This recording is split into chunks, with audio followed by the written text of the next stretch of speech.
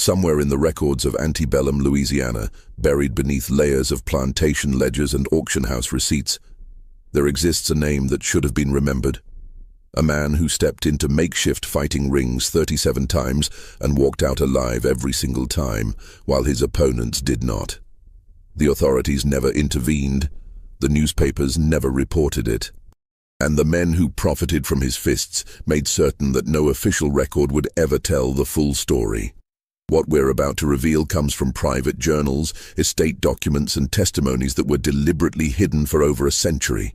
Before we continue with the story of the man they called the Bayou Giant, I need you to do something. Subscribe to this channel, hit that notification bell, and comment below what state or city you're listening from. Trust me, you'll want to hear every word of what comes next. The story begins not with violence, but with a transaction that would set everything in motion. St. Landry Parish in 1847 was a place where fortunes rose and fell with the sugar harvest. The land stretched flat and humid, broken only by cypress swamps, and the occasional plantation house rising like a white monument to wealth built on human suffering. The town of Opelousas served as the parish seat, a collection of wooden storefronts, a courthouse, and a slave market that operated every third Saturday of the month. It was a community of rigid hierarchies. At the top sat the plantation owners, men like Charles Beauregard Marchand, whose family had transformed 3,000 acres of Louisiana soil into one of the most profitable sugar operations in the state. Below them were the overseers, the merchants, the skilled tradesmen. And at the bottom, providing the labor that made everything else possible, were the enslaved men and women whose names appeared only in property records. Marchand himself was a third-generation planter, 38 years old, with a reputation for both shrewd business sense and a particular hobby that set him apart from his peers. While other wealthy men bred horses or collected fine wines, Marchand had developed an obsession with what he called physical competitions. He attended boxing matches in New Orleans, traveled to witness bare-knuckle fights in Mobile, and had even journeyed as far as Charleston to see celebrated fighters perform. But Marchand wanted more than to be a spectator. He wanted to own the fighter himself. In September of that year, a slave ship arrived in New Orleans carrying human cargo from the Carolinas. Among those sold at auction was a man listed in the sale documents as Samuel, approximately 24 years of age, of exceptional size and constitution. The description noted his height at 6 feet and 4 inches, extraordinary for the time, and his weight at approximately 230 pounds, most of it muscle developed through years of plantation labor.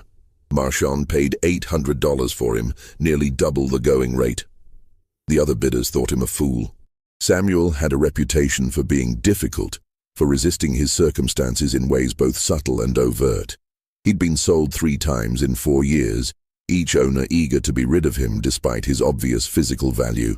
The bill of sale included a handwritten notation: strong-willed, requires firm management. What none of them understood was that Marchand wasn't buying a field hand. He was buying a weapon. The Marchand plantation sat 7 miles west of Opelousas, accessible by a road that turned to mud whenever it rained. The main house was a 2-story structure with wide galleries and shuttered windows designed to catch whatever breeze might offer relief from the suffocating Louisiana heat. Behind it stretched the sugar fields, the processing mill, the overseer's cottage, and the quarters where the enslaved workers lived in conditions that barely qualified as shelter. Samuel was assigned to the stables initially, a relatively privileged position that confused the other enslaved workers. Stable hands were usually chosen for their tractability, their willingness to accept their circumstances without resistance. Samuel was neither tractable nor willing, but Marchand had specific plans. For 3 weeks he did nothing but observe. He watched Samuel work, noted the way he moved, the controlled power in every gesture. He studied the man's eyes, looking for something he couldn't quite name. Some quality that separated a man who would fight from a man who would merely survive. He found what he was looking for one October afternoon when an overseer named Dutch Keller decided to assert his authority. Keller was known for his cruelty, a man who used his position to indulge in petty acts of violence that had no purpose beyond his own satisfaction. He took exception to something Samuel did, or perhaps didn't do, and raised his whip.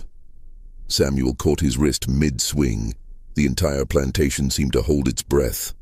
What happened next should have been predictable. Samuel should have been dragged to the whipping post, should have been made an example of, should have learned the fundamental lesson that resistance only brought worse punishment. Instead, Marchand himself intervened. He walked into the stable, assessed the situation with a single glance, and told Keller to leave. The overseer sputtered, protested, insisted that discipline had to be maintained. Marchand repeated himself, and this time his tone made it clear that the conversation was over. After Keller left, Marchand turned to Samuel. The two men regarded each other in silence for a long moment. Then Marchand spoke, his words carefully chosen. "I know what you are," he said. "I know you won't be broken, and I'm not going to try. But I am going to make you an offer. O evento sombrio." The offer was simple in its horror. Fight, or watch the people you've come to care about suffer the consequences.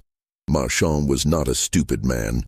He understood that controlling Samuel through direct force would be impossible. The man was too strong, too willful, too capable of resistance even at the cost of his own life. But he'd observed something in those first 3 weeks, something that gave him leverage. Samuel, despite every effort to remain isolated, had formed connections. A woman named Dinah, who worked in the kitchen.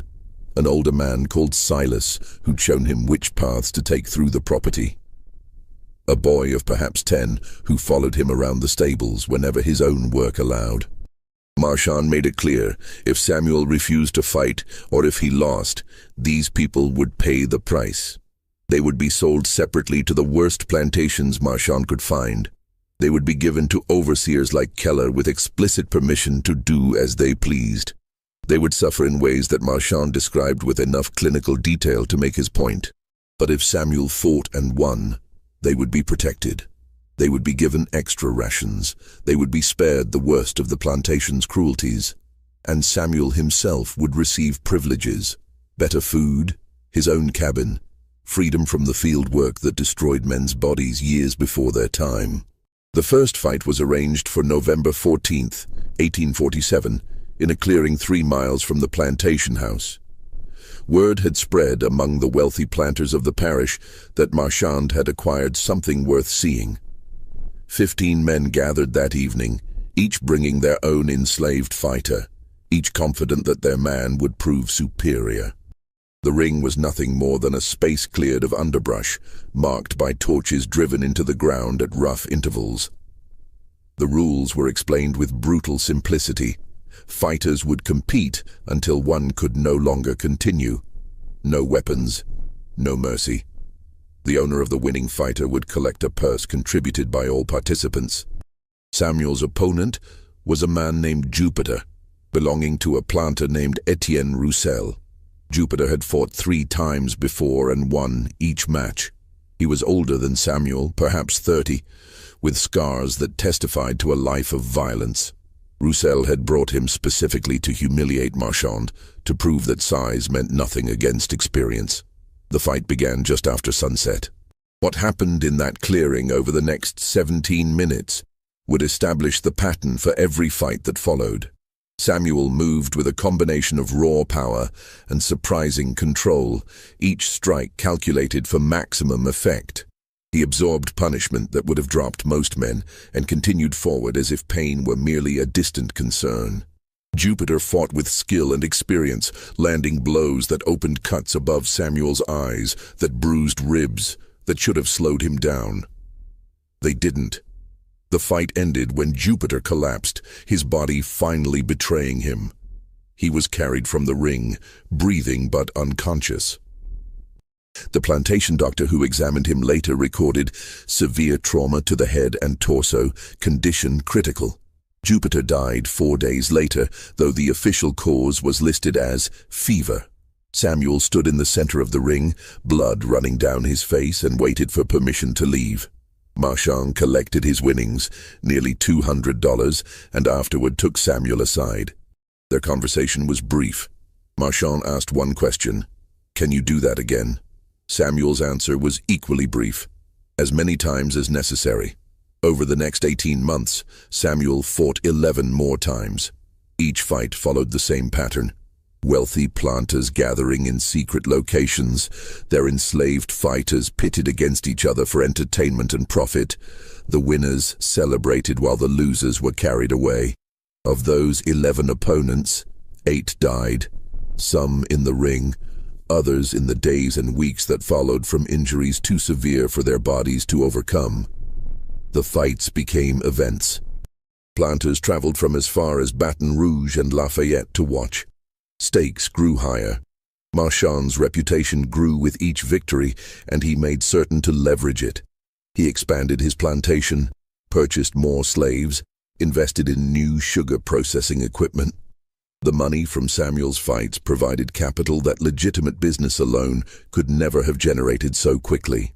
But the true cost was being paid elsewhere, in ways that would only become clear much later. Samuel kept his part of the bargain. He fought when told to fight. He won when winning was necessary. And in return, Marchand kept his promises. Dinah, Silas, and the boy called Marcus were protected, given better conditions than any other enslaved people on the plantation. They became a kind of extended family, the closest thing to human connection that Samuel allowed himself. Yet something was changing. The other enslaved workers watched Samuel with a mixture of awe and fear. They saw him leave for these mysterious trips, saw him return days later with fresh injuries that should have been debilitating, but somehow weren't. Rumors spread. Some called him blessed. Others called him cursed. A few whispered that he'd made some kind of bargain, though with whom or what they couldn't say.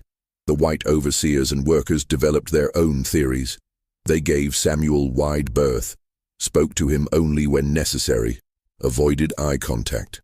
Even Keller, who'd initially tried to assert dominance, now treated Samuel with wary respect.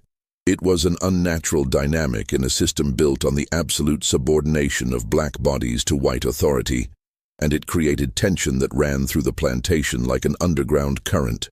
Marchand himself seemed immune to these concerns. He was making money, gaining prestige among his peers, building an empire on the foundation of one man's fists. He kept detailed records of every fight in a leather-bound journal, noting opponents, locations, amounts wagered and won. He recorded Samuel's diet, his training regimen, his physical condition before and after each fight. To Marchand, this was simply good business, maintaining a valuable asset, maximizing return on investment. What he failed to notice, or perhaps chose to ignore, was the way Samuel looked at him. The calculation behind those eyes. The patience. By the spring of 1849, Samuel had fought 19 times. 19 victories, 14 dead opponents. The remaining 5 were left with injuries that ensured they would never fight again, never work at full capacity, never be anything but damaged property in the eyes of their owners. The 20th fight was scheduled for April 23rd, on a plantation near Krotz Springs. The opponent was a man called Cato, belonging to a planter named James Wesley Thorne. Thorne was relatively new to the area, having moved from Georgia the previous year, and he'd brought Cato specifically for this purpose. Cato had supposedly killed 6 men in Georgia before Thorne relocated, each fight adding to his fearsome reputation. The purse for this fight was $500, an extraordinary sum that reflected the stakes involved. Thorne had been spreading word that Cato was unbeatable, that Samuel's streak would end on the evening of April 23rd. Other planters took sides, placed side bets, arrived at the designated clearing with an excitement that bordered on bloodlust. The ring was marked in a grove of live oaks draped with Spanish moss. Torches cast flickering shadows across the gathered crowd. Samuel and Cato faced each other as the rules were recited, rules that everyone present knew were meaningless, since the only rule that truly mattered was survival. The fight lasted 23 minutes. Cato was everything Thorne had promised. Powerful, experienced, ruthless. He fought with a style that suggested formal training, someone who'd been taught by men who understood boxing as more than simple brawling. He targeted specific areas, worked to disable Samuel's arms, aimed strikes at vulnerable points that would accumulate damage over time. For the first time since the initial fight with Jupiter, Samuel seemed to be in genuine danger.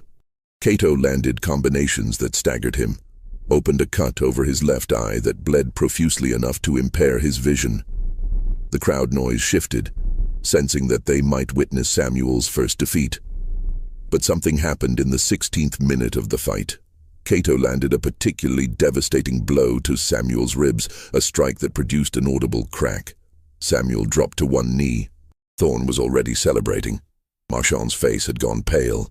The other spectators leaned forward, certain they were about to see the end. Samuel stood back up. What happened next was described in multiple journals and letters written by men who were present that night, and their accounts align in every significant detail. Samuel didn't just continue fighting, he transformed. The methodical approach gave way to something more primal, more terrifying. He absorbed Cato's strikes as if they were irrelevant and responded with a violence that seemed to transcend normal human capacity. The fight ended when Samuel landed a blow to Cato's temple that everyone present heard. Cato was dead before he hit the ground. The clearing went silent. Even the sounds of the Louisiana night, the frogs, the insects, the distant calls of night birds, seemed to stop. Samuel stood over Cato's body, his chest heaving, blood covering most of his face and torso. When he finally looked up at the crowd, several men stepped back involuntarily. Marchand collected his winnings, but for the first time he seemed uncertain. He'd witnessed something that night that troubled him in ways he couldn't fully articulate. On the ride back to the plantation, he kept glancing at Samuel as if seeing him clearly for the first time. "You could have ended it sooner," Marchand finally said. "You were playing with him." Samuel didn't respond immediately. When he did, his voice was quiet but carried perfect clarity. "I was teaching him something, and everyone who watched." "What were you teaching?" "That I can't be beaten." Something in those words made Marchand uneasy, though he couldn't quite identify why. He'd wanted Samuel to be undefeatable. That was the entire point of this enterprise. But there was a difference between winning fights and what he'd witnessed that night. A difference between controlled violence and something that felt almost like revelation.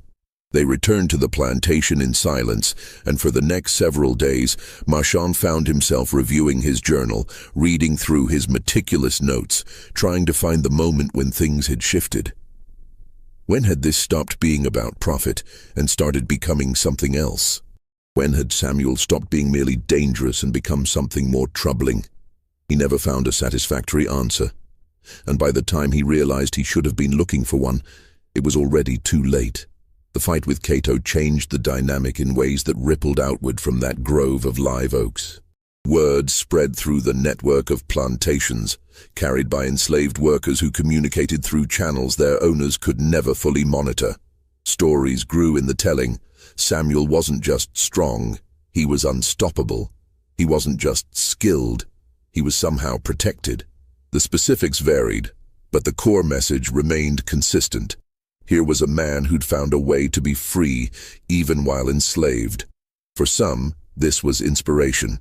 For others, it was terror.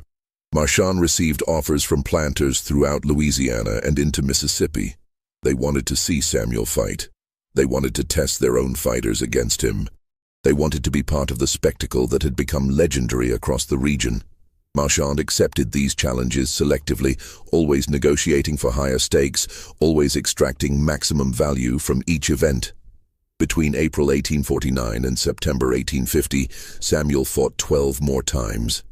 12 victories, 10 additional deaths. The two survivors were so badly injured that their owners wrote off the losses in their ledgers, selling them at a fraction of their original value to buyers who needed labor, too desperate to care about broken men. But something else was happening, something that wouldn't become clear until much later. Samuel was learning. Each fight taught him about the men who owned him and men like him. Each gathering of planters revealed details about their businesses, their relationships, their vulnerabilities. He listened during those torch-lit evenings, standing silent in the ring before fights began, hearing wealthy men boast about their holdings, complain about their competitors, discuss matters they never would have mentioned in front of enslaved workers they considered fully human. They'd made a fundamental error. They'd given Samuel proximity to power while assuming he remained powerless. By the fall of 1850, Marchand's plantation was among the most profitable in St. Landry Parish. He'd used the money from Samuel's fights to expand operations, purchase additional land, and establish himself among the planter elite. He built a new wing onto the main house, imported furniture from France, sent his oldest son to study in New Orleans.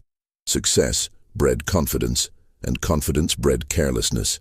The 32nd fight was scheduled for October 19, 1850, on a plantation near New Iberia. The opponent was a man named Caesar, who belonged to a planter named Vincent Laframboise. Laframboise was known for his cruelty even among men who built their wealth on human suffering. He'd gone through 7 enslaved fighters before Caesar, each one discarded when they no longer served his purposes. Caesar himself had survived 4 fights, killing 3 opponents and permanently crippling the 4th. The purse was $750, the highest yet. More than 50 spectators gathered, creating the largest crowd Samuel had faced. Stakes were high enough that some planters had mortgaged property to cover their wagers. The fight began at dusk and lasted 31 minutes. Caesar fought with a desperation that transcended normal survival instinct. He understood, as all the enslaved fighters understood, that defeat meant death or something close to it. He was skilled, powerful, and absolutely committed to surviving this encounter at any cost. But Samuel had fought 31 times before. 31 victories. 24 deaths. He'd learned something that Caesar hadn't, that the fight wasn't really between them.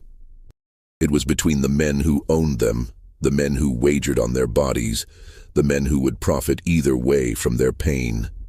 The fight ended when Samuel maneuvered Caesar into a position where the final blow became inevitable. Caesar fell and didn't rise.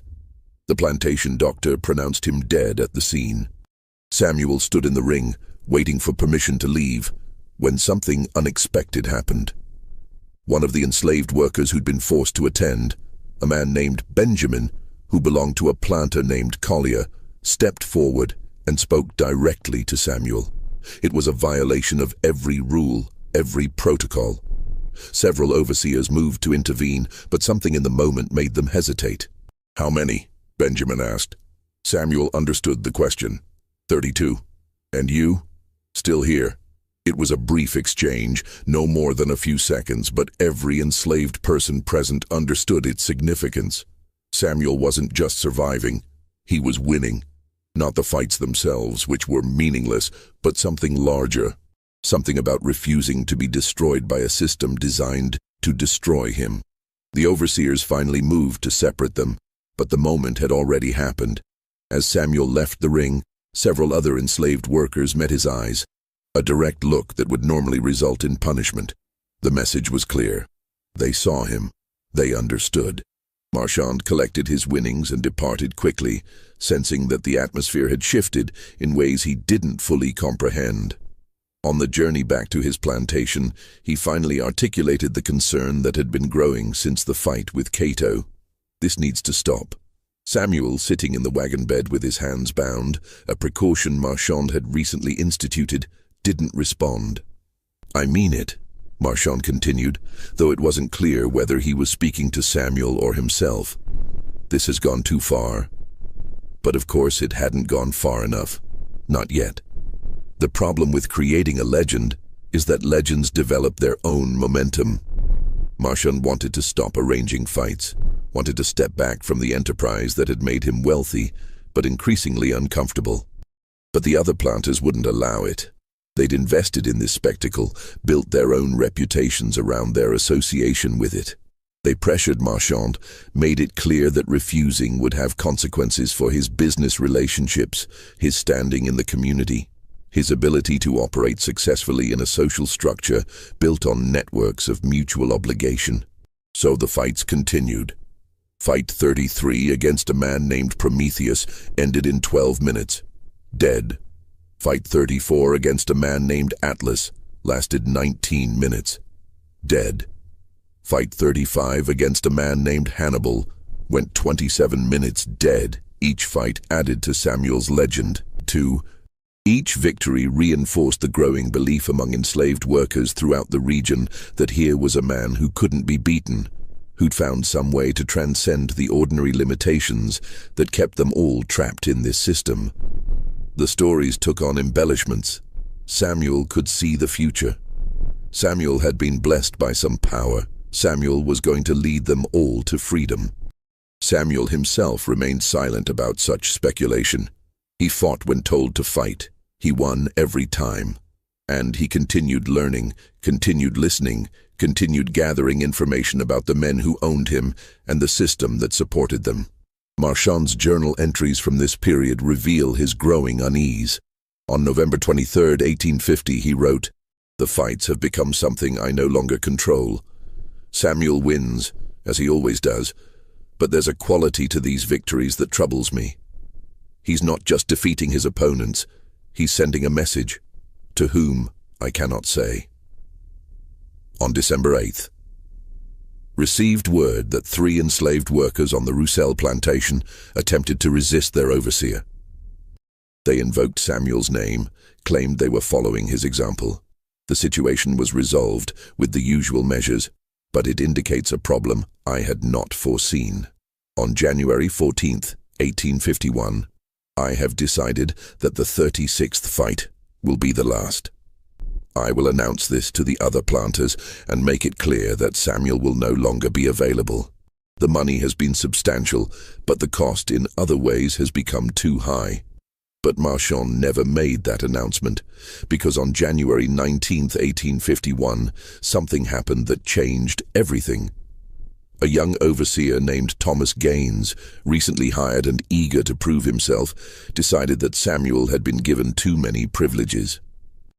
He confronted Samuel near the stables, insisted that he perform some menial task immediately. Samuel, who'd been given specific instructions by Marchand to rest before the upcoming fight, explained this calmly. Gaines responded by striking him with a riding crop.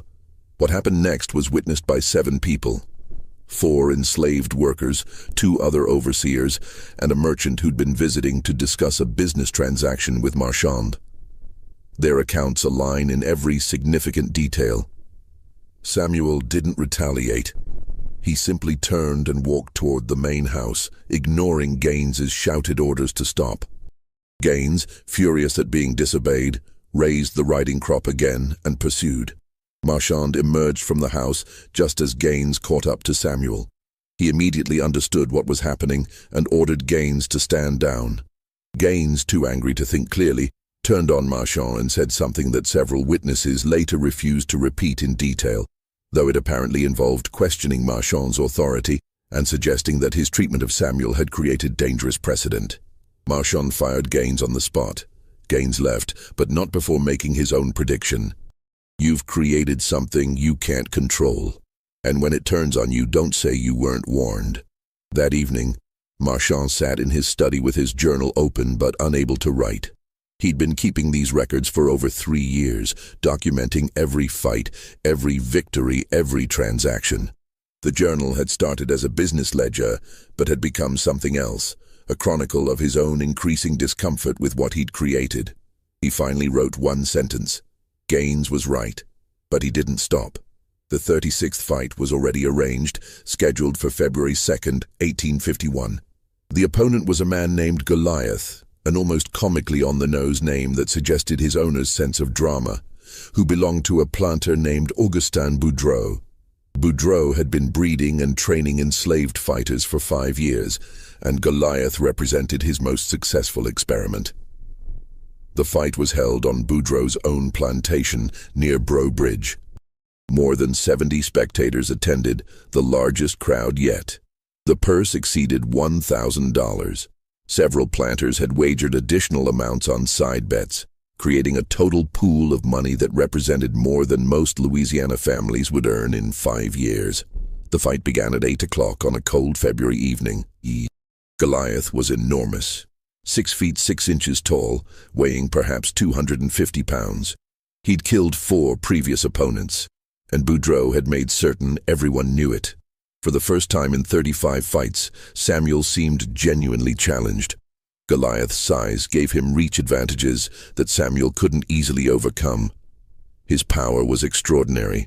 When his fists connected, the impact was audible throughout the crowd. Samuel absorbed punishment that should have ended the fight multiple times, but he remained standing, remained fighting, remained somehow untouchable in ways that transcended simple physical resilience. The fight lasted 42 minutes, the longest yet. Both men were bleeding, exhausted, operating on reserves of strength that seemed to come from somewhere beyond normal human capacity. The crowd had gone silent, watching something that felt less like sport and more like a fundamental test of will.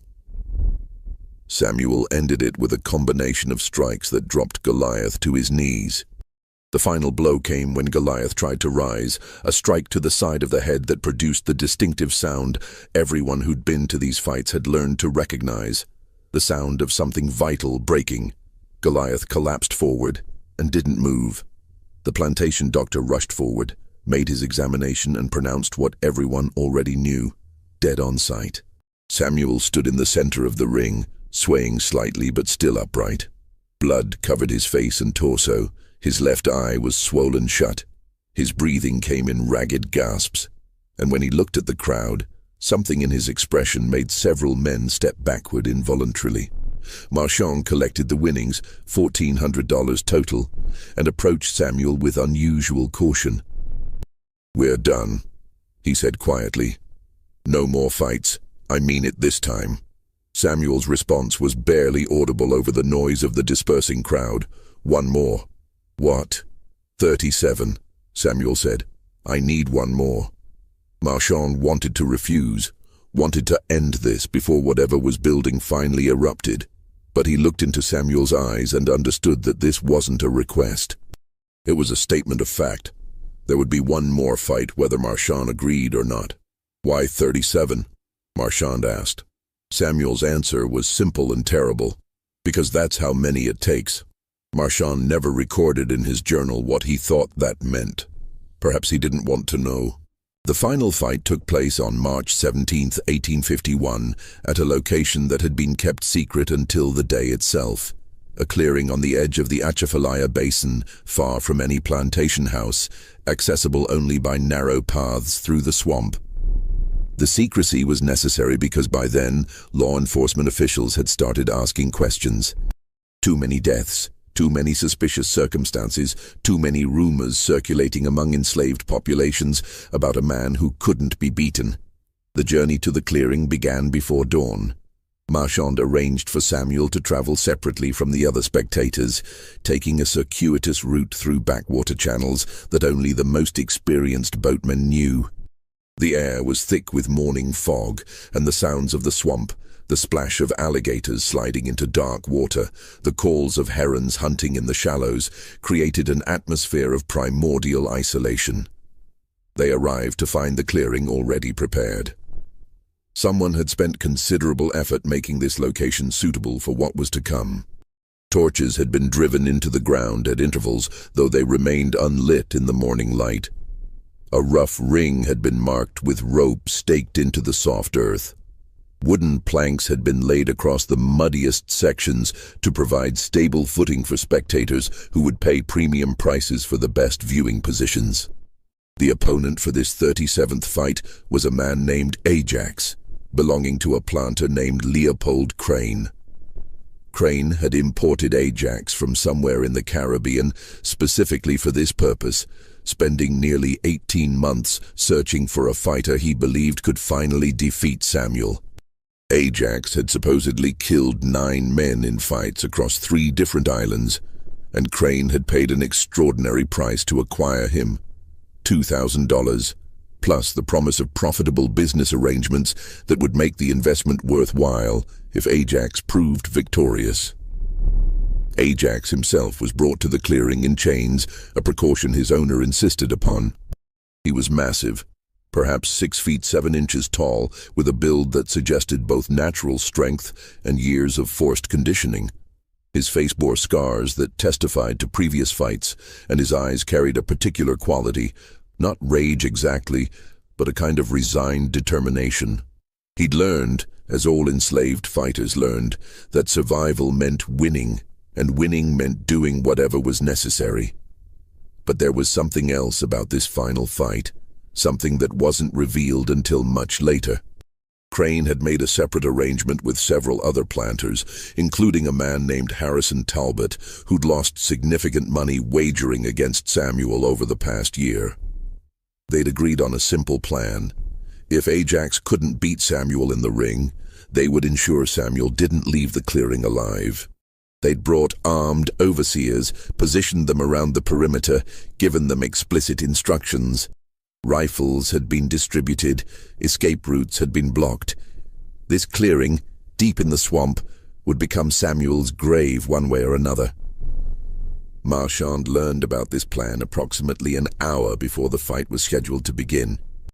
An enslaved woman named Patience, who belonged to Talbot's cousin, had managed to overhear a conversation between the conspirators late the previous night. She understood enough to know that Samuel was walking into something more than just another fight. Patience had gotten word to her sister, who worked in the kitchen at a neighboring plantation. That sister had risked severe punishment to find Dinah during the early morning hours. Dinah, in turn, had found a way to tell Marchand, passing him a note during the confusion of departure when dozens of people were preparing for the journey to the clearing. The message was brief, written in careful letters on a scrap of brown paper. They mean to kill him no matter what happens in the ring. Marchand faced a choice that would define everything that followed. He could warn Samuel, potentially saving his life, but destroying his own reputation and business relationships with men who controlled access to credit, shipping routes, and political influence throughout the region. Or he could stay silent, let events unfold as planned, and accept that he'd been complicit in creating this situation from the beginning. He'd made Samuel into what he'd become, a legend, a symbol, a problem that now needed to be eliminated. He chose neither option. Instead, he did something unexpected. He went to Samuel directly and told him everything. They stood near the edge of the clearing, away from the gathering spectators who were arriving in small groups throughout the morning. The swamp pressed in around them, alive with sounds and movement. Marchand had brought the note, showed it to Samuel, then explained what he'd learned about the conspiracy. He detailed who was involved, where the armed men were positioned, what the plan entailed. Samuel listened without interruption, his face revealing nothing. When Marchand finished, there was a long silence broken only by the ambient sounds of the swamp. Finally, Samuel asked one question. "The people you promised to protect, Dinah, Silas, Marcus, will they be safe?" "I'll make certain of it," Marchand said, and meant it with an intensity that surprised him. Over 3 years, these people had become more than just property to him, more than just leverage to control Samuel. They'd become a responsibility he took seriously, perhaps the only truly moral commitment he'd maintained in an enterprise built on exploitation and death. Samuel nodded slowly, processing this information with the same methodical approach he brought to everything. "Then it doesn't matter what they've planned. You can't fight if you know they're going to kill you anyway," Marchand said, desperation creeping into his voice. "We can leave now, head to New Orleans, disappear before they realize what's happening. I have money set aside. We can buy passage on a ship, get you somewhere they can't reach." "No." Samuel's voice was absolute, carrying a finality that made further argument pointless. 37 fights. That's what it takes. What does it take? "Samuel, what are you talking about?"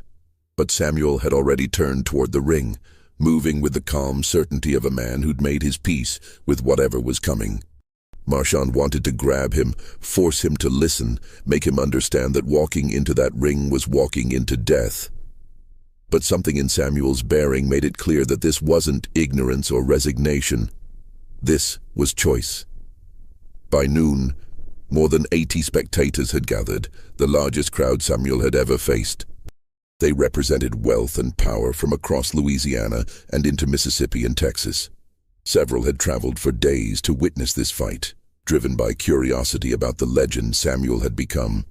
The purse exceeded $1,500, with side bets bringing the total wagered to more than $5,000, enough money to purchase a small plantation or establish a substantial business in New Orleans. The atmosphere was different from previous fights. There was excitement, certainly, but also tension that went beyond normal anticipation. Too many people knew about the conspiracy, or suspected something, or had simply picked up on the undertones of violence that extended beyond the official combat. Conversations were subdued. Men checked weapons they'd brought, ostensibly for protection during the journey through dangerous swamp territory. But the frequency of these checks suggested other purposes. The enslaved workers who'd been forced to attend, brought by their owners to handle logistics, serve refreshments and provide labor, gathered in their own groups at the clearing's periphery. There were more than 40 of them, from different plantations across the region. They spoke little, but their eyes moved constantly, assessing the situation, noting where the armed overseers stood, understanding without being told that something significant was about to happen. At 2 o'clock, the fight was officially announced. The rules were recited, though everyone present knew they were largely theatrical. Samuel and Ajax would fight until one could no longer continue. No weapons beyond their own bodies, no interference from spectators. The winner's owner would collect the purse. The loser would be removed from the ring in whatever condition the fight left him. Ajax was released from his chains and led to the ring. He moved with controlled power, rolling his shoulders, testing his range of motion. His owner, Crane, spoke to him in a low voice, presumably offering final instructions or motivation. Whatever was said, Ajax's expression didn't change. He'd fought 9 times before. He knew what was expected. Samuel entered the ring from the opposite side. He wore only rough cotton trousers, his torso bare, his feet wrapped in cloth that provided minimal protection. At 6 feet 4 inches and 230 pounds, he was slightly smaller than Ajax, but his body carried the evidence of 3 years of constant fighting, scars that marked where previous opponents had landed significant blows, muscles developed through violence rather than ordinary labor. The 2 men faced each other across perhaps 15 feet of cleared ground. The crowd fell silent. Even the swamp seemed to quiet, as if nature itself understood the significance of what was about to happen. A planter named Whitfield, who'd been chosen as the official timekeeper, raised his hand. "Fight begins when I lower my arm," he announced. "Continue until one man can no longer stand or defend himself." His arm dropped. For the first 30 seconds, neither fighter moved. They circled slowly, assessing each other, looking for tells that would indicate strategy or weakness. Ajax had reach advantages. His arms were longer, his strike range greater. But Samuel had experience with 36 previous opponents, and he'd learned to compensate for such differences. Ajax struck first, a probing jab that Samuel deflected easily. The blow was more about gathering information than causing damage. Ajax followed with a combination, testing Samuel's defenses, learning his patterns. Samuel absorbed 2 strikes and responded with his own, landing a solid blow to Ajax's ribs that produced an audible impact. The fight began in earnest. For the first 15 minutes it proceeded like many of Samuel's previous contests. Ajax fought with skill and power, utilizing techniques that suggested formal training. He targeted specific areas: Samuel's already injured left eye from the Goliath fight, ribs that had never fully healed from earlier encounters, joints that years of fighting had weakened. His strategy was sound. Accumulate damage, wear Samuel down, wait for the moment when accumulated injury would create an opening for a finishing blow. But Samuel had developed his own approach across 36 fights. He absorbed punishment that would have dropped most men, and used that apparent vulnerability to create counterattack opportunities. When Ajax committed fully to what should have been a devastating strike to Samuel's temple, Samuel moved inside the blow, and landed 3 rapid punches to Ajax's midsection. When Ajax tried to create distance, Samuel closed it, forcing close-quarters combat where his slightly lower center of gravity gave him advantages. The crowd's reaction shifted as the fight progressed. Initial excitement gave way to something more primal, a recognition that they were witnessing something beyond ordinary violence. Both fighters were operating at levels that seemed to transcend normal human capacity. Ajax landed blows that should have ended the fight. Samuel absorbed them and continued forward. Samuel responded with combinations that should have crippled Ajax. Ajax remained standing, continued fighting, refused to fall. 20 minutes into the fight, both men were bleeding from multiple cuts. Samuel's left eye was nearly swollen shut. Ajax's breathing had become labored, suggesting damaged ribs. They moved more slowly now, conserving energy, but the intensity hadn't diminished. If anything, it had increased. Each strike carried the weight of desperation, the understanding that whoever faltered first would pay with their life. At the 25-minute mark, something changed. Samuel stopped defending, stopped trying to avoid Ajax's strikes. He walked forward, absorbing punishment that should have dropped him, and began his own assault.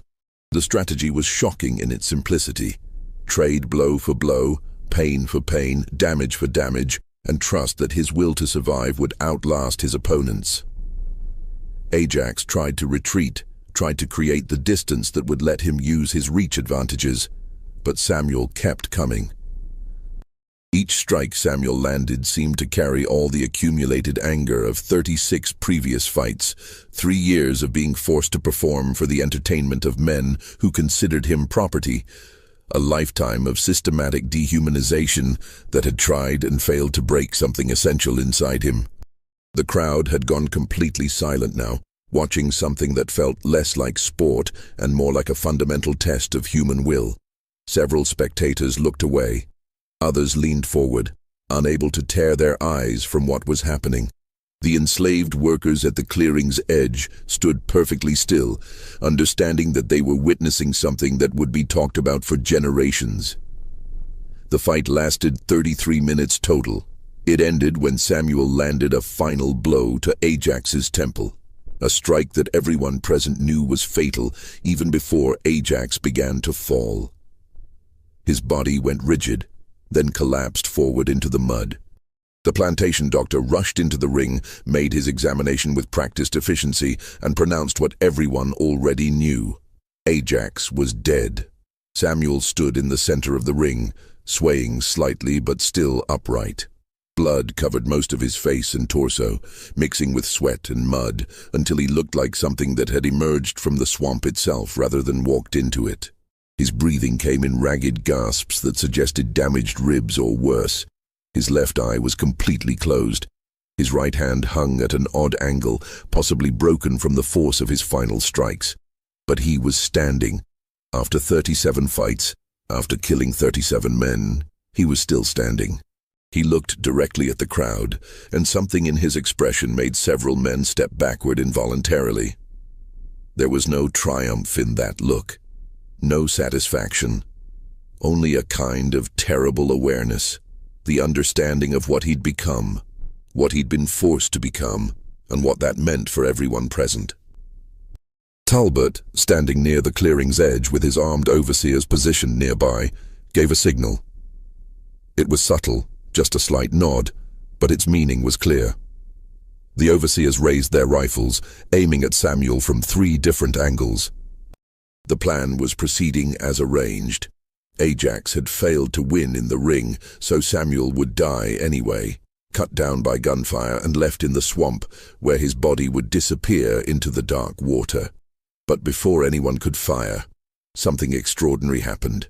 The enslaved workers who'd been gathered at the clearing's periphery, more than 40 of them from different plantations across the region, owned by different men with different interests, stepped forward simultaneously. They didn't speak, didn't make threats, didn't do anything that could be explicitly called rebellion. They simply moved between Samuel and the armed men, creating a human barrier that would require shooting through them to reach their intended target. For a long moment, absolutely no one moved. The tension was so absolute that even breathing seemed dangerous. The armed overseers looked to Talbot for orders, their rifles still raised but their fingers hesitating on the triggers. Talbot looked at the other planters who'd been part of the conspiracy, trying to gauge whether they would support him if this turned into actual violence. The planters looked at each other, suddenly realizing that the situation had escalated far beyond their control. The calculation was complex and happened in seconds.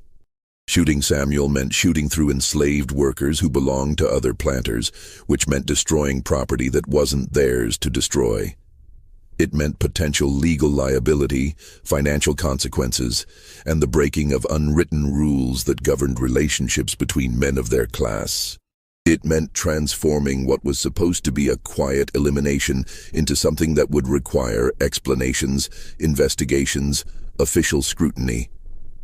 But more than that, it meant confronting the reality they'd all been avoiding for 3 years. Samuel had never been alone. Every fight, every victory, every death in those makeshift rings had been witnessed by enslaved people who'd carried the story back to their own communities. Samuel had become a symbol, a living proof that the system could be resisted, that strength could be maintained even under circumstances designed to break it. Killing him now, in front of 40 witnesses who would spread the story throughout the region, risked creating a martyr whose legend would be more dangerous than the living man. Marchand broke the stalemate. He stepped forward, positioning himself between the armed men and the barrier of enslaved workers, and addressed the gathered crowd with a voice that carried across the clearing. "The fight is over. Samuel has won according to the rules we all agreed upon. Anyone who has a problem with that outcome can take it up with me directly, through proper legal channels if necessary." It was a remarkable moment, a planter openly defying other planters, placing himself between his property and their intentions, invoking the very legal structures they all usually ignored when convenient. Several men protested immediately. Talbot's face went red with rage. Crane, who'd just lost his fighter and his substantial investment, shouted that the entire situation was unjust. But Marchand had established himself over 3 years as Samuel's owner, and there were rules about such things, unwritten but understood within their social structure. To kill another man's property without cause was theft, and theft had consequences even among men who'd built their wealth on stealing human lives. The fact that Samuel had won the fight according to the agreed-upon rules gave Marchand legal standing, however thin. More importantly, Marchand had allies present, men who'd profited from Samuel's fights over the years, who'd won significant money betting on his victories, who owed Marchand favors or had business relationships they wanted to maintain. Several of these men now spoke up, pointing out that changing the rules after the fact would undermine the entire enterprise, would make future arrangements impossible, would create chaos in a system that depended on certain protocols being observed. The moment stretched, balanced on the edge of violence, and then passed. The armed overseers lowered their rifles, though their expressions made clear they did so reluctantly. Talbot made threats that everyone present knew were empty. He would pursue legal action. He would report these illegal fights to authorities. He would make certain Marchand regretted this decision. The other conspirators muttered their own complaints, but began moving toward the boats that would carry them away from the clearing. The crowd dispersed slowly, their voices a mixture of anger, excitement, and uncertainty. Many were calculating how this would affect their own interests, their relationships with Marchand, and the other planters involved. Several looked back at Samuel, still standing in the center of the ring, as if trying to memorize what they'd witnessed. Within an hour, the clearing was nearly deserted. The torches were extinguished. The ropes marking the ring were collected. Enslaved workers moved efficiently to erase evidence of what had occurred, knowing that the less visible proof remaining, the less likely official investigations would uncover details that could create problems for everyone involved. Marchand approached Samuel, who still stood in the center of what had been the ring. The swamp was already beginning to reclaim the space, water seeping in where planks had been removed, mud covering the areas that had been cleared for spectators. "We need to leave," Marchand said quietly. Now, before they changed their minds or gather reinforcements. Samuel nodded but didn't move immediately. He was looking at the enslaved workers who'd stepped forward to protect him, who were now preparing for their own departures under the watchful eyes of their respective owners. His gaze moved from face to face, memorizing them, acknowledging what they'd risked with a look that carried more weight than any words could. Then he turned to Marchand and said something that would appear in Marchand's journal later that night, written in handwriting that shook despite his efforts at control. 37 fights, 37 victories, 37 men dead because you and men like you decided we were property instead of people. I hope it was worth the money you made. The words weren't spoken with anger or accusation. They were simply stated as fact, an observation about what had happened and what it had cost. But they landed with the weight of absolute truth, and Marchand felt something break inside him. Some final defense he'd maintained, some way of thinking about what he'd done that had allowed him to sleep at night. They left the clearing together, but the relationship between them had fundamentally changed. The transaction that had governed their interaction for 3 years, fights in exchange for protection, violence in exchange for privileges, had been fulfilled and found wanting. Samuel had held up his end. He'd fought when told to fight. He'd won 37 times. He'd killed 37 men. The debt between them was beyond any calculation of money or obligation. The journey back through the swamp took place in silence. Marchand arranged for Samuel to be taken to a cabin on the far edge of his plantation property, away from the main house and the other enslaved workers. A doctor was brought in, one who could be trusted to ask no questions, to treat Samuel's injuries. The assessment was grim. 3 broken ribs, a fractured hand, severe contusions across most of his body, and a concussion that would require weeks of careful monitoring. But Samuel would survive, as he always had, as he always would, despite every attempt to destroy him. That night, Marchand sat in his study with his leather-bound journal open before him. He'd been keeping these records for 3 years and 2 months, documenting every fight, every victory, every transaction. 37 entries, each one noting the opponent's name, the length of the fight, the outcome. He'd tracked Samuel's diet, his training regimen, his physical condition. He'd calculated profits, recorded expenses, maintained the kind of detailed business ledger that any successful planter would keep. Now he read through those entries, page after page of careful handwriting, and tried to understand what he'd created. When had this stopped being about profit? When had Samuel stopped being property and become something Marchand couldn't quite name? When had the fights transformed from entertainment into something that felt like ongoing horror? He never found satisfactory answers to these questions. Instead, he wrote one final entry. The 37th fight has concluded. Samuel remains undefeated. I pray to God that I never see another such contest, though I know the guilt of what I've orchestrated will follow me until my dying day. Then he closed the journal and locked it in his desk drawer, where it would remain for the next 28 years. The aftermath of that 37th fight rippled outward in ways that couldn't be contained or controlled.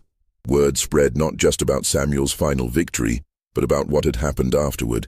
Enslaved workers defying armed overseers, planters turning on each other, the entire system showing cracks that suggested deeper instability. The story was carried by enslaved people traveling between plantations, by overseers gossiping in Opelousas taverns, by planters writing letters to business associates in other parishes. Within 2 weeks, some version of the events at the Atchafalaya clearing had reached communities throughout Louisiana and into Mississippi, Alabama, and Texas. The immediate consequences were varied and complex. Several planters who'd participated in the conspiracy faced uncomfortable questions from local authorities who'd been investigating reports of illegal fighting operations. While none were ultimately charged with crimes, the power structures that governed Louisiana protected men of their class from serious legal consequences. The scrutiny created problems for their business operations and social standing. Talbot, in particular, found himself facing financial difficulties when creditors who'd heard about his involvement began demanding early payment on outstanding debts. Crane, who'd lost both his fighter and his substantial investment, attempted to pursue legal action against Marchand, claiming fraud or breach of contract or something that would justify compensation. The case went nowhere. The entire enterprise had been illegal from the beginning, which meant no court would acknowledge the transactions involved. Crane was forced to absorb his losses, and his reputation suffered accordingly. Other planters saw him as a man who'd broken the unwritten rules, not by participating in illegal fights, but by trying to seek legal remedy for illegal activities. But the more significant consequences played out in communities that existed outside the official structures of power and documentation. Among enslaved populations throughout the region, the story of Samuel's 37 victories became something more than entertainment or gossip. It became evidence of possibility.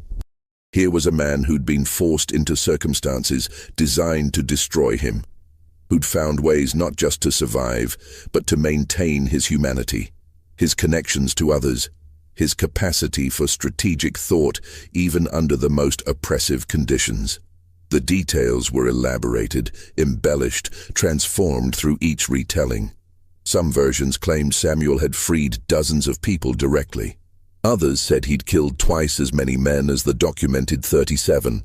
Still others suggested he possessed some special quality, not supernatural exactly, but something that set him apart, made him capable of things ordinary men couldn't accomplish.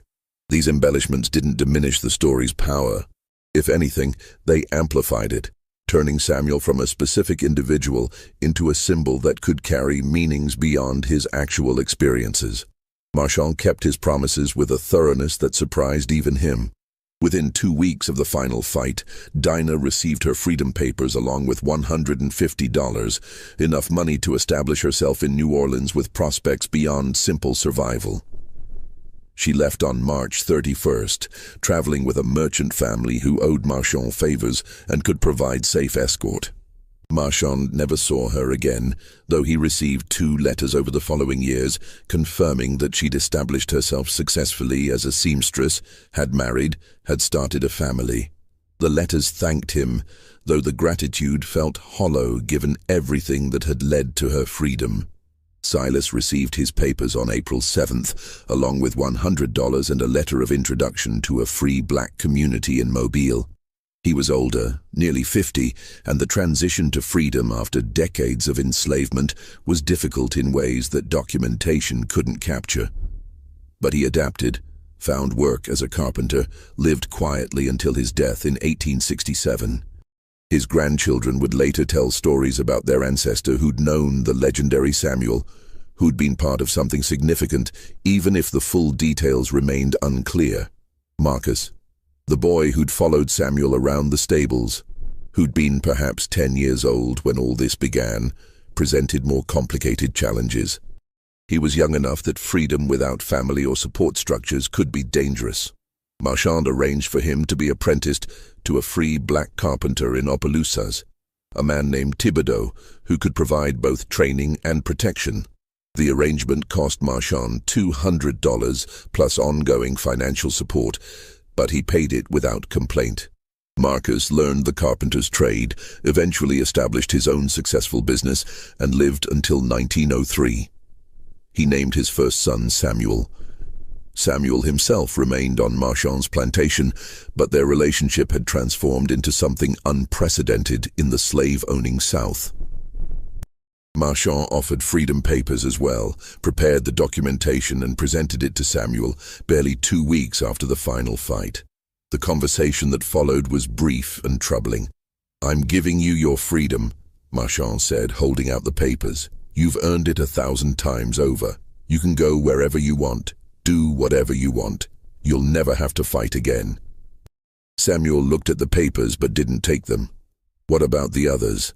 What others? Everyone else still enslaved on this plantation. Everyone still enslaved throughout this parish. Everyone still suffering under the same system that forced me to kill 37 men for your profit. Marchand had no answer for that. He stood there holding the freedom papers, feeling their inadequacy in ways that went beyond words. Finally, Samuel spoke again. "I'll stay. Not as your property. Those days are over, and we both know it. But I'll stay because there's work to do that can't be done from New Orleans or Mobile or anywhere else. Free black people are trying to survive in a world that doesn't want them to exist." "What work?" Samuel's answer was oblique, but its meaning was clear to anyone who understood the context. The kind of work that takes patience, planning, and knowledge about how the system operates. The kind of work you learn by spending 3 years watching wealthy men gather in secret places, listening to them talk about their businesses, their relationships, their vulnerabilities. The kind of work that can't be rushed and can't be done alone. Marchand understood then, or thought he did. Samuel had spent 3 years learning how the plantation economy functioned, who controlled access to credit and shipping and political influence, where the weak points were in a system that appeared absolute. He'd been gathering intelligence, making connections, preparing for something that extended beyond his own individual freedom. "That's dangerous," Marchand said. "If you're caught organizing resistance—" "I'm not organizing resistance," Samuel interrupted. "I'm just staying on your plantation and doing whatever work you assign me. If other people, through their own independent choices, happen to gain their freedom through channels that can't be directly traced back to me, well, that's just coincidence." It was said with perfect blandness, as if Samuel were discussing the weather or the sugar harvest, but the implication was clear. He intended to use his position, his reputation, and the knowledge he'd gained to systematically undermine the system from within. Not through open rebellion, which would be crushed immediately, but through patient, careful action that would be nearly impossible to detect or prevent. Marchand should have refused. Should have forced Samuel to take the freedom papers and leave, removing the potential danger from his property. Should have reported his suspicions to other planters or local authorities. Instead, he found himself nodding slowly and asking, "What do you need from me?" "Nothing. Just continue treating me as you have been, as if I have some special status that sets me apart from the other enslaved workers. It creates cover, makes it easier to move around, talk to people, arrange things. And don't ask questions about things you don't want to know the answers to." So began a period that would last nearly 3 years, during which Marchand's plantation became known for an unusually high number of enslaved workers receiving their freedom through various channels. Sometimes it was manumission arranged through legal channels. Sometimes it was workers purchased by intermediaries who then granted freedom. Sometimes people simply disappeared, heading north through networks that somehow always seemed to have resources and information available when needed. Local authorities investigated multiple times. They questioned Marchand, searched his records, interviewed his overseers. They found nothing that could be proven illegal. Manumission was unusual but legal. If enslaved people ran away, well, that happened on every plantation occasionally. If some of those runaways seemed to have unusually good intelligence about safe routes and reliable contacts, that could be coincidence. But Marchand knew better. He watched Samuel move through the plantation, observed the quiet conversations that happened in stables and fields and processing sheds. He saw the way information flowed through channels that official power structures never accessed. He understood that something systematic was happening, something that drew on 3 years of accumulated knowledge about how the system worked and where its vulnerabilities lay. The fights themselves ended completely. Marchand made it clear to other planters that Samuel would never fight again, that the enterprise they'd built was finished. Most accepted this, having witnessed what happened at the Atchafalaya clearing and understanding that continuing would create more problems than profits. A few tried to arrange their own fighting operations using other enslaved men, but none achieved the same level of organization or drew the same crowds. The moment had passed. Marchand destroyed his journal, or claimed to. In reality, he removed certain pages, the ones containing details that could implicate other planters in illegal activities, and burned those. The remaining pages he kept locked in his desk. a record of something he couldn't fully articulate. Years later, after his death, these pages would be found by his grandson, who would eventually donate them to a historical society with the notation, "Documentation of activities my grandfather regretted but believed should be remembered." The broader historical record remained deliberately incomplete. Newspaper accounts from the period made no direct mention of the fights, though several referenced disturbances and illegal gatherings in language vague enough to encompass almost anything. Official government records contained no documentation of Samuel's existence beyond basic property listings that appeared and disappeared across several years. The 37 men who died in those rings were recorded, when they were recorded at all, as having died from various causes, fever, accident, heart failure, that obscured the true circumstances. This wasn't unusual. The system of slavery depended on controlling not just bodies, but information, maintaining official narratives that erased anything that might complicate the fundamental fiction that enslaved people were property rather than human beings. Events like the fighting rings existed in the shadows, acknowledged by those who participated, but never documented in ways that would create legal or political consequences. Samuel himself disappeared from the historical record sometime in early 1854. No death certificate exists. No sale was recorded. No further documentation places him in Louisiana or anywhere else. The most reliable accounts, pieced together from letters and oral histories collected decades later, suggest he simply left one morning, walking away from Marchand's plantation with the same calm certainty he'd brought to everything else. Some stories claimed he went north, joining the networks that would eventually become the Underground Railroad. Others suggested he stayed in the South, continuing the work he'd begun, helping others find paths to freedom. Still others said he disappeared into the Atchafalaya Basin, becoming one of the Maroons who lived in the swamp beyond the reach of plantation authority. The truth, whatever it was, remained elusive. Marchand himself lived until 1879, dying at the age of 70. His obituary in the Opelousas newspaper made no mention of the fights, no reference to Samuel, nothing that suggested the extraordinary events that had shaped his middle years. He'd become, by all accounts, a relatively unremarkable retired planter, remembered primarily for his business acumen and his unexpected support for certain Reconstruction policies that gave limited rights to formerly enslaved people. But a letter was found among his effects after his death, dated April 15, 1865, the day after Lincoln's assassination. It contained 2 paragraphs written in handwriting that wavered between careful control and barely contained emotion. "I have lived with the knowledge of what I did for 24 years. I forced a man to kill 37 others for my profit and entertainment. I told myself I was protecting him, giving him privileges, maintaining my part of a bargain. The truth is simpler. I was using him, exploiting the one thing he had left, his strength and his will to protect others. The fact that he survived, that he somehow transcended what I tried to make him into, is no credit to me. It is a testament to something in him that I never understood and never will. If there is a God, and if that God is just, then I will be held accountable for those 37 deaths and for every other sin I committed in the name of profit. I do not expect forgiveness. I do not deserve it.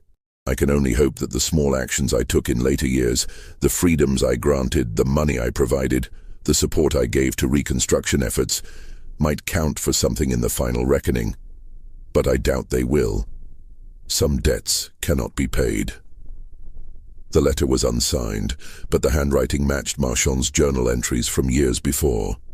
His family found it troubling enough that they considered destroying it, but ultimately decided to preserve it with his other papers.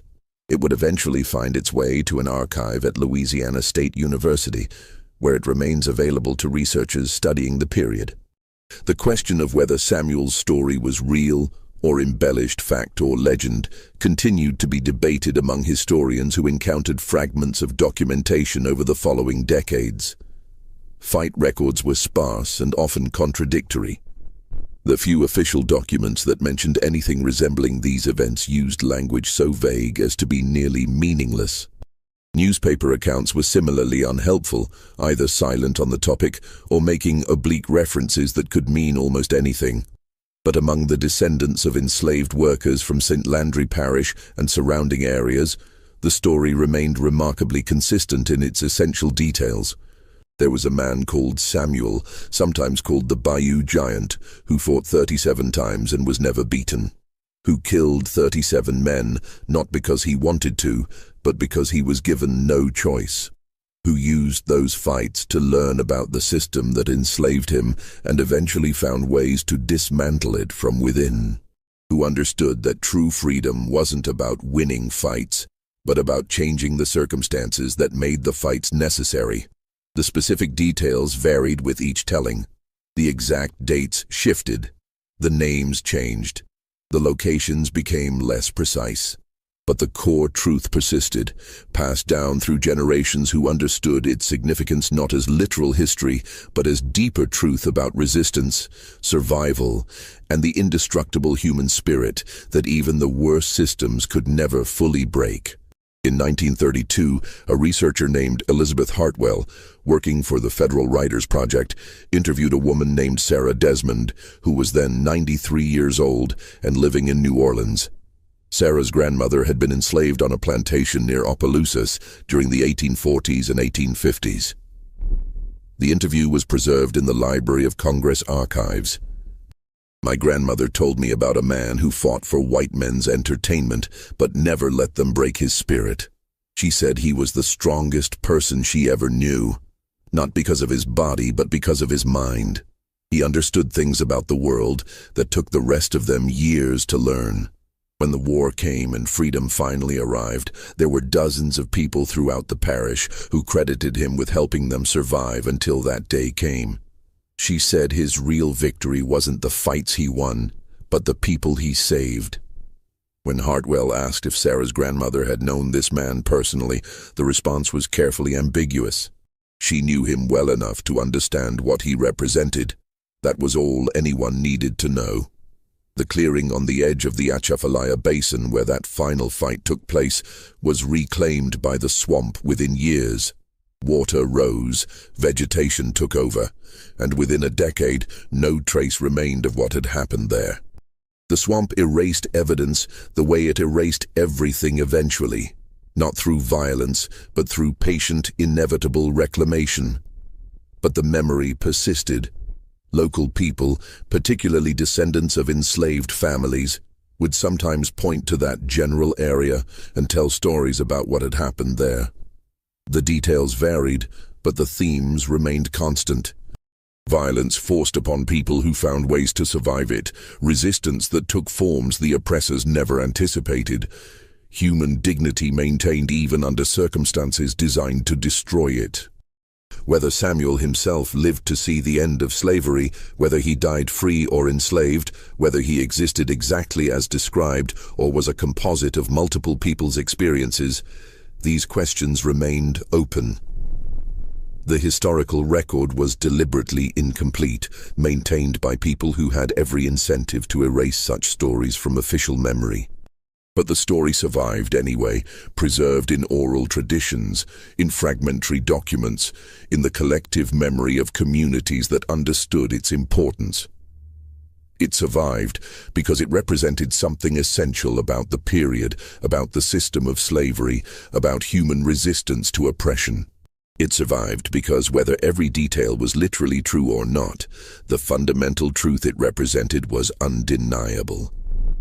By the time the 20th century arrived, Samuel had become a figure of legend throughout black communities in Louisiana and beyond. The specifics of his story blurred with other stories of resistance and survival, but his name remained recognizable. Parents invoked it when teaching children about strength and persistence. Community leaders referenced it when discussing the long history of resistance to oppression. Scholars studied the fragmentary records, trying to separate fact from elaboration, never quite succeeding but understanding that the attempt itself was valuable.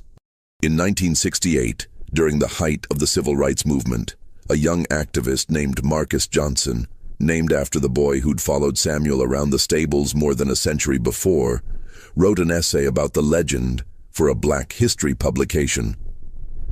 His conclusion captured something essential. We may never know every detail of Samuel's life, or even whether all the stories told about him are strictly factual, but what we know for certain is this. In one of the darkest periods of American history, enslaved people found ways to resist, to maintain their humanity, to protect each other, and ultimately to survive long enough to see freedom arrive.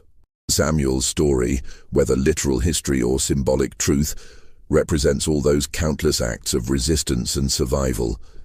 That makes it true in the ways that matter most. The story continues to be told, continues to evolve, continues to mean different things to different people. Some see it as a tale of individual strength. Others see it as evidence of systematic resistance. Still others see it as a tragic reminder of the violence inherent in slavery and the impossible choices forced upon enslaved people. All of these interpretations carry truth. Samuel fought 37 times because he was given no choice. He killed 37 men because the system demanded it. He survived because something in him refused to be broken despite every attempt to break him. And he used that survival to help others find their own paths to freedom, turning his forced violence into a form of resistance that the system's architects never anticipated. What do you think of this story? Do you believe everything was revealed? Or do you sense there are still secrets buried in the swamps of Louisiana, waiting to be discovered? Leave your comment below. If you enjoyed this tale of resistance and survival from one of America's darkest periods, subscribe, hit the notification bell, and share this video with someone who appreciates the hidden stories of our past. The truth is always more complicated than we imagine, and the past holds more secrets than we can ever fully uncover. See you in the next video. Tentar novamente.